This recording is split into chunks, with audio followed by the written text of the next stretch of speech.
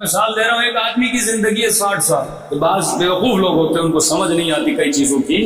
زندگی اللہ نے 60 کراچی کی اگر زندگی نکالی جائے تو میکسیمم 65. بہت بندہ اچھا کھانا کھائے، محتاط رہے تو 70 کراس کر لے، ورنہ کراس بھی کرے گا تو خود دعائیں کرے گا، خدا جلدی مجھے اٹھا لے.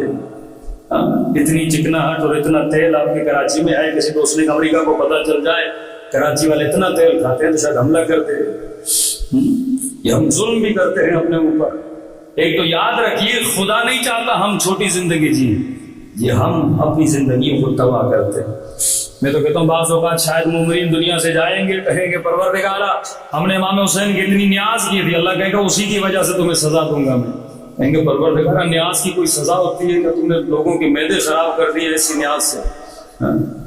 ہر چیز کا وہاں حساب و کتاب ہے، ہر چیز کا حساب و کتاب.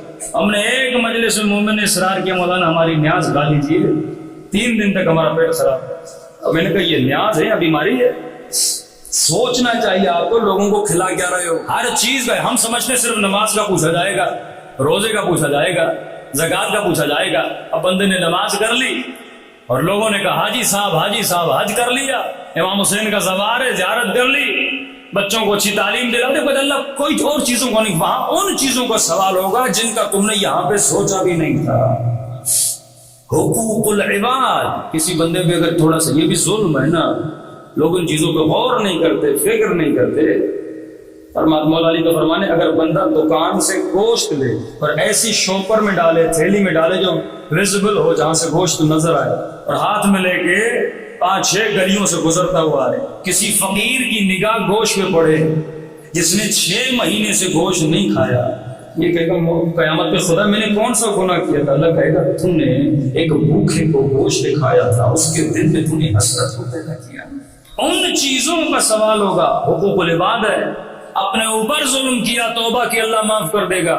لیکن تیری وجہ سے کسی کے اوپر کوئی اثر ہوتا ہے، کوئی خاتون بد حجاب ہو کے روڈ پہ چلتی ہے، واللہ ان ایکٹروں پہ، ایکٹریسز پہ جو قیامت میں عذاب ہونے والا ہے، اگر ابھی بھی سوچے تو یہ اپنے عذاب کو سوچ کے ہی دنیا میں مر گئے. جو انسان اپنے حسن کی نمائش کرے، بد حجاب ہو کر روڈوں پہ چلے، اگر کسی جوان کے وجود میں حسرت گناہ پیدا ہوتی ہے اور اس حسرت کی وجہ سے کل جا کے وہ گناہ میں مبتلا ہوتا ہے، اس کا سارا گناہ کس پر آئے؟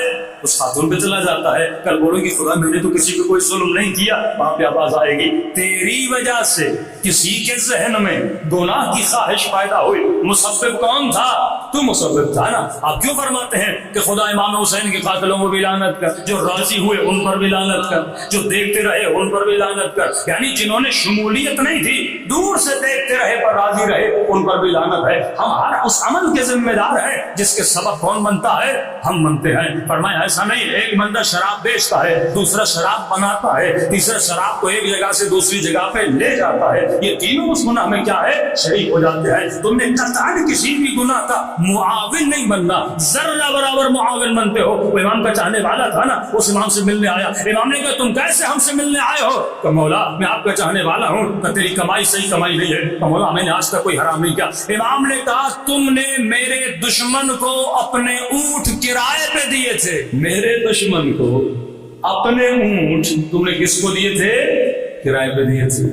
اب کئی مومن کی گاڑیاں کرائے پہ چلتی ہیں، کئی چیزوں میں ہم احتیاط، مولانا میرے ساتھ تو کرائے پہ لے گیا. اگر تجھے پتا ہے جو کرائے پہ گاڑی لے رہا ہے وہ فاسق ہے، وہ فاجر ہے، وہ کل شاید تیری گاڑی میں شراب پیے، کل گاڑی میں کوئی غلط کام کرے، کوئی نشے کی چیز رکھ دو. اگر تجھے علم ہو کہ لینے والا ایسا ہے اور تم اسے گاڑی دے رہے ہو، وہ پیسہ کیا ہے؟ حرام کا پیسہ ہے. تجھے کوئی مجلس پڑھانے کے لیے بلاتا ہے، تجھے پتا ہے جو مجلس پڑھوا رہا ہے اس کا دھندا حرام کا دھندا ہے، اور تو اس کی مجلس پڑھ رہا ہے تو وہ پیسہ کیا ہو جاتا ہے؟ حرام کا پیسہ ہو جاتا ہے. وہ چیزوں کا سوال قیامت میں ہوتا ہے.